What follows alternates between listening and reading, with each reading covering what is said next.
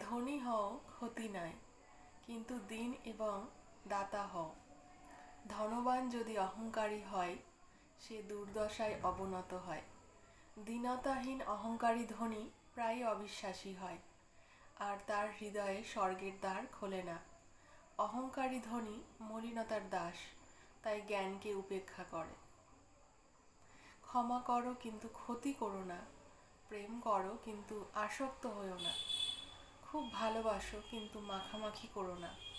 বকবগানি পূর্ণত্বের চিহ্ন নয়। যদি নিজে সন্তুষ্ট বা নির্ভাবনা হয়ে থাকো, তবে অন্যের জন্য চেষ্টা করো। যে পরিমাণে দুঃখের কারণে মন সংলগ্ন হয়ে অভিভূত হবে, সেই কারণে হৃদয়ে ভয় আসবে ও দুর্বলতাগ্রস্ত হয়ে পড়বে। যদি রক্ষা পেতে চাও, ভয় এবং দুর্বলতা বলে কিছু রেখো না। সৎ চিন্তা এবং সৎ কর্মে ডুবে থাকো। অসতে আসক্তি থেকে ভয়, শোক ও দুঃখ আসে।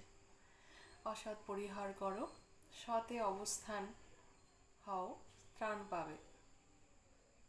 সৎ চিন্তায় নিমজ্জিত থাকো, সৎ কর্ম তোমার সহায় হবে এবং তোমার চতুর্দিক সৎ হয়ে সকল সময় তোমাকে রক্ষা করবেই করবে।